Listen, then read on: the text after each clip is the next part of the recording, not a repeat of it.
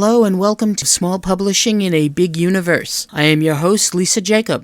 We would first like to give a big thank you to all of our listeners. We've gotten to 1,000 unique downloads. Thanks everyone, and remember, if you have an idea for topics for our podcast, go to our Contact Us page at spbu-podcast.com. We're looking for agents, small publishers, self-publishers, and editors to interview, so drop us a line if you're interested. This month we have editor Ira Nayman. We talk about editing and what editors expect from authors. Coming from Water Dragon Publishing this month is The Ceres Illusion by Susan Eaton and The Future So Bright Anniversary. At the truck stop this month, Better Angels Tour de Force by Stephen D. Brewer. Take a look at our marketplace this month, spbu-marketplace.com, to see some of the products and services featured here on the podcast.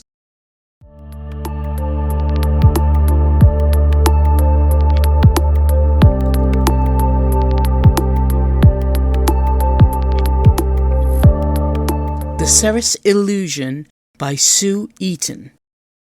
Something is definitely rotten in the experimental settlement on Ceres. Jax wonders how it will affect her and her colleagues when along comes Nan and shows her a side to the complex she did not expect. Together, the two young women work to break the control of the aliens have over the human settlers and begin to form the foundations of a fairer community. Available in trade paperback and hardcover at Amazon, Barnes & Noble, and Bookshop. Digital editions are available on Kindle, Kobo, Apple Books, Nook, Smashwords, and Google Play. Download a sample at waterdragonpublishing.com. Welcome to Small Publishing in a Big Universe. I am your host, L.A. Jacob, and I have with us Ira Nayman. He is an author and an editor of a whole series of anthologies, and he is also an author of a story that is in Water Dragon Publishing's Dragon Gems Fall issue. Thank you so much. Thank you for having me. First of all, let's put your editor hat on. So we're going to ask you first some questions about you're an editor. Why are you so mean? Which we mean to say, why do you think writers have an adversarial relationship?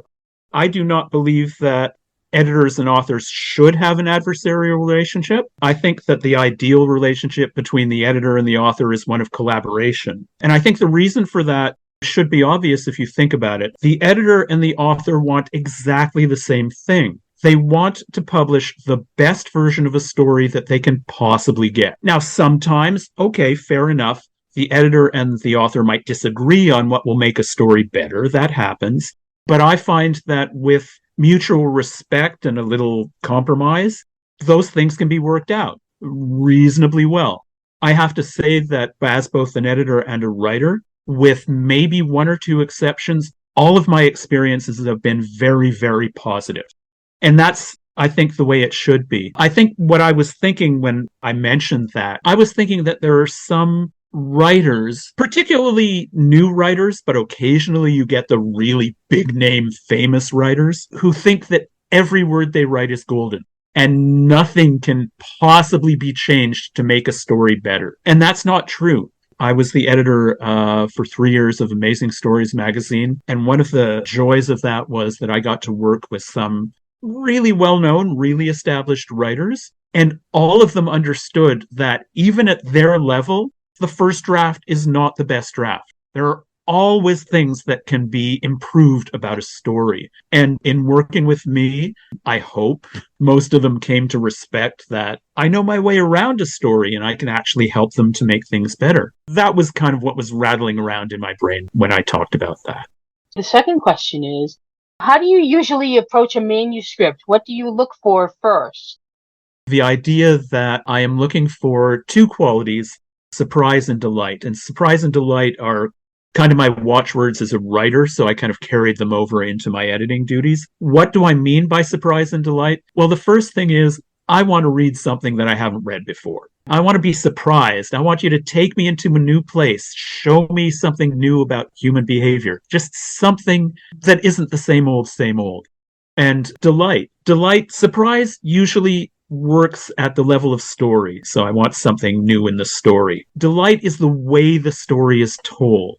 I want to hear an original voice. I want you to use language in a new way. I want you to tell your story in a way that's really fun to read. Now, my background, of course, as a humor writer, I put a lot of store on fun. I don't want big slogs. So, for instance, if you're the kind of writer who writes hard science fiction with a lot of info dumps, maybe that's not for me. Maybe you should be looking at a different market. And let me tell you, I know Rob Sawyer, and somebody asked Rob Sawyer once, why do you spend so much time writing about the technologies, basically info dumping in his novels? And he said, and I can't fault him for this, my readers expect it. He's writing to his audience. So I know that there is an audience for that. It's just not me. When I was doing the slush pile, if they didn't format the thing correctly, I tossed it. Is that a valid reason to say, no, we're not accepting this? Yes, and I'll tell you why. Because at Amazing Stories, in the almost 3 years that I was there, we had something like 4,000 submissions. Now, of those 4,000 submissions, there may have been 300 or 400 stories that were top-notch, A-rated. I would have been happy to publish all of them. In the 7 issues that I published, we maybe got 100. So now I'm having to reject stories that under other circumstances I would have been happy to accept. What criterion do I use? Well, it comes down to the fine details. And the fine details are, A, did you read and follow the guidelines?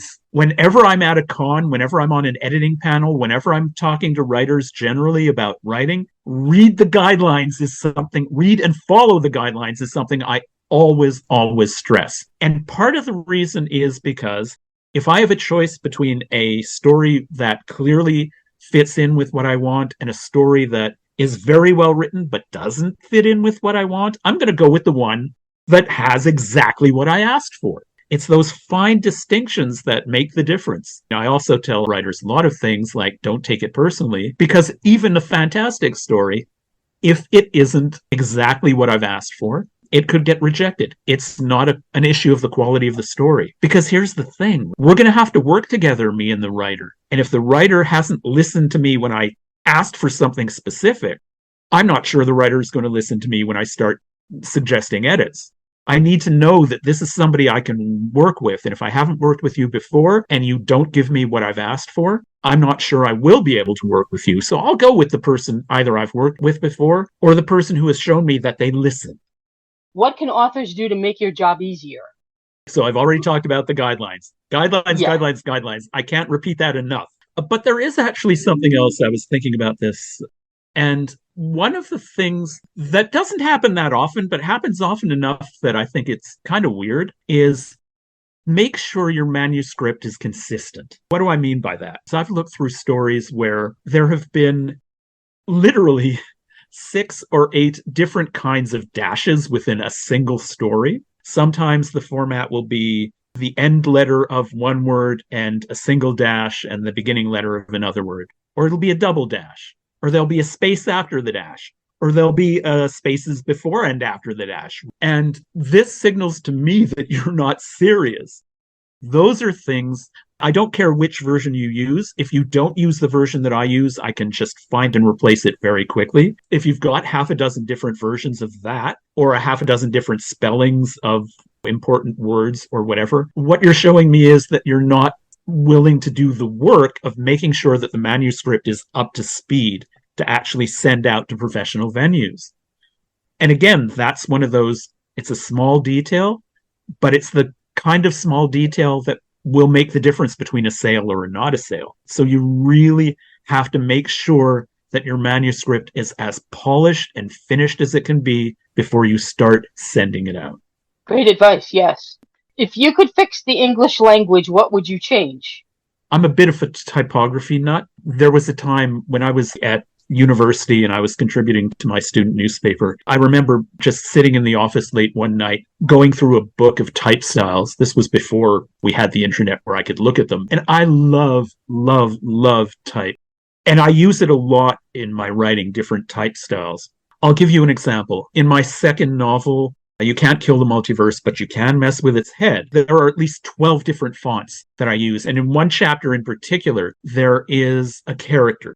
The character is an artificial intelligence that's made up of different small modules that compete to determine how the artificial intelligence overall is going to behave. And each one has a personality. And I set myself up a problem. So how do I name the different personalities when they speak? They're all one creature, so I didn't want to give them different names because that would make you think that they're different creatures. And I didn't want to do something like name one, name two, give them numbers or letters after that, because that seems kind of cliche, honestly, and I hate cliches, which is a discussion for another time. So what I did was I gave each one a different font, a font that actually reflected in some way the personality that I wanted each to have. So that way, you know. So if you see Chiller, you know, one character. If you see a different font, it's a different character. I don't recommend throwing a whole bunch of fonts out just for the sake of visual variety. When I use different fonts, there's always a narrative purpose for doing so. But that's something that current status in publishing is you only use one font. And if you're very nice to the publisher will let you use italics. And again, one of my problems with that is that italics are used for 12 or 15 different reasons. They're really overused. So one of the things I do in my stories, one of the things I do in the stories I edit is if you want to use emphasis, don't use italics, go back to using bold. It takes the burden off of italics and it makes the point. The publishing industry has gotten, I feel, very conservative about things like this. And I really want to sort of allow writers and allow myself as a writer to be more creative. That's one thing. I'll give you another thing, because again, this is in the same field, but it also drives me nuts. There are a lot of publishers who only want their writers to use the verb said, to say, for every speech act. And I've seen stories where that's pretty much the only verb. Even when somebody is asking a question, they said it. They didn't ask it. And that is an artificial constraint that really drives me nuts because there are so many words in the English language, and each word has a slightly different meaning, slightly different connotations to it. So you can impart information to the reader just by the verbs that you use. And so because the publishing has gotten so strict about things like this, it's really limiting how writers can express themselves fully. And I understand why they have this, because frankly, writers went crazy nuts with the verbs and were using them in a lot of inappropriate or inelegant ways. So I understand why, but I think this pendulum swung far too far in the conservative direction, and I'd like the pendulum to swing back a little so that we can have a little more variety. The last thing I promise that I will say on this subject is I love the interrobang. I'm on a one-man mission to bring the interrobang back into use. Now, for people who are not familiar with it, the interrobang is a punctuation mark that combines a question mark and an exclamation mark into one punctuation mark. Because when you have a character saying something like, "Are you serious?" you have to make a choice between a question mark or an exclamation mark. What's more important, the question or the fact that they're shouting it at you? Or what some writers do, but I find this really ineloquent, is that they have both. They'll have the question mark and then they'll have the exclamation mark, which I find kind of ugly. But there is an actual punctuation thing that you could use to do both. It's great. And so I'd really love to see more of that in people's writing. What do you find that authors tend to do wrong and right consistently? I'll be honest with you. At Amazing Stories, of course, I did have slush readers because I could not read all of the stories that were submitted myself. So by the time a story got to me, it was already pretty damn good. This is more perhaps a market issue than an issue for specific writers. But what I will say is this.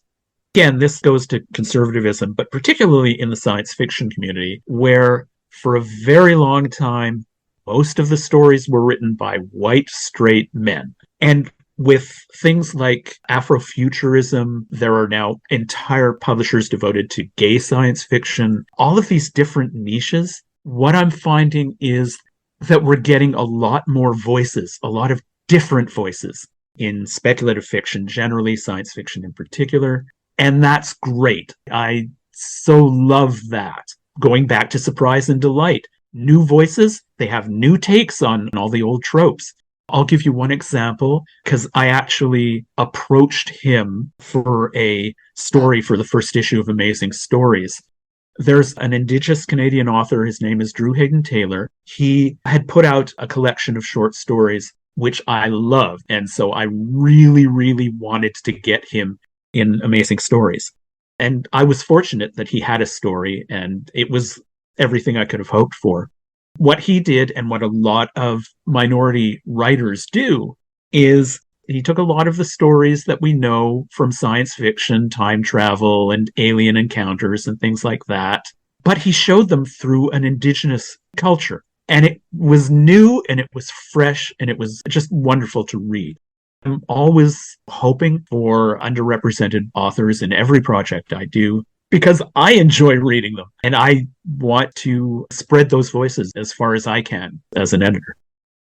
How long do you think it'll be before AI takes over your job? One of my projects is the alternate reality news service. They send reporters into other dimensions and they report on what they find there. I write alternate reality news service articles for my website and then collect them eventually in print anthologies. And there are now 13 of them. So I've written a lot of them over the years. In the latest collection, which is called When the Soft Sciences Get Positively Runny, there is a special report on artificial intelligence. Literally 30 of the 80 articles in the book are on how artificial intelligence is worming its way into all sorts of different areas of our life. It blows my mind just how quickly it's infiltrating all of these different things. And in fact, I've already started collecting newspaper articles on new things that I haven't written about, new uses of AI that I haven't written about. So I'm going to continue to write about this stuff. The thing about AI is that AI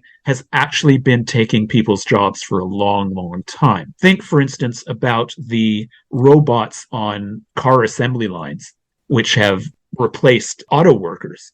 The thing is, the white-collar workers, the middle managers and the bosses, they thought, well, it's going to get rid of blue-collar jobs, but it's never going to affect the white-collar worker.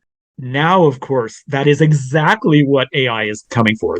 I have no doubt that there will be AI writers. There will be stories written by AI. A lot of the best-known science fiction magazines have vowed that they will not take AI written stories. They want stories from actual human beings, which I think is admirable. I don't know how long they're going to be able to pull it off. Right now, AI stories are terrible. They suck. It's easy to see them, spot them, know that they were written by an AI, and therefore it's easy to dismiss them. But AI will improve. And there will come a time when it will be next to impossible to determine whether a story was written by a human being or an AI. And whether we can rise to that, what we will do about that as editors and publishers, I don't know. Now, this is slowly working my way, you'll notice, to answering your question, because the truth is, when you submit an AI query, get something back, and then submit a second query to improve on the first thing you got back, you're engaged in editing. So AI is already being used to edit stories. The only real question is, when is that going to become official so that an AI actually has an editorial position? And you know what? I can see entrepreneurs developing AI publications. So we're not going to have anybody involved in this publication except maybe for the person who sets the queries as human. It's all going to be AI written, AI edited, AI produced, right? They're the AI designed with AI created visuals. And honestly, I think a lot of readers will not go for that. A lot of readers will be like, no, I want to support actual writers. I want to support actual editors. So I'm going to go for the magazines and anthologies that are actually done by people. But a lot of readers who maybe aren't that dedicated, who maybe just want to dip into a magazine every now and again, as long as the magazine maintains a quality that they like, they won't care. So it's going to be a real challenge in that sense. But what I will say is that writing and editing have nowhere near made me a living. I don't make a lot of money off of that. If AI takes over some of these jobs, I'm going to keep writing, I'm going to keep editing, because I haven't lost all that much by it happening. It's very rare, actually, but there are people who can make a living off of selling short stories, just short stories. It's extremely hard. You have to really write a lot of them to make enough money to live off of, but the occasional person can do it. They will have a problem. Some publications actually pay their editors living wage. They can make enough money off of it. They might have problems. For the rest of us, we're doing it for the love. And so we're going to keep doing it because we keep loving it. So that part of it isn't going to change. Thank you very much, Ira. Thank you.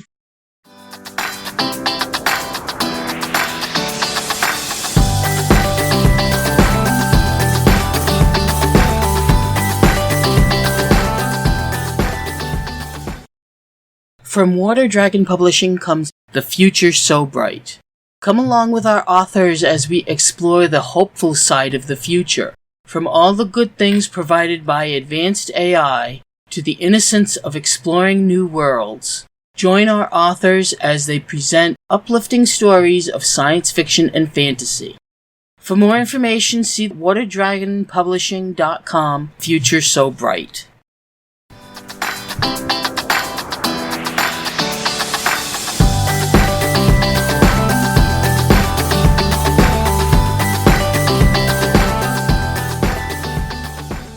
Thanks again to our guest.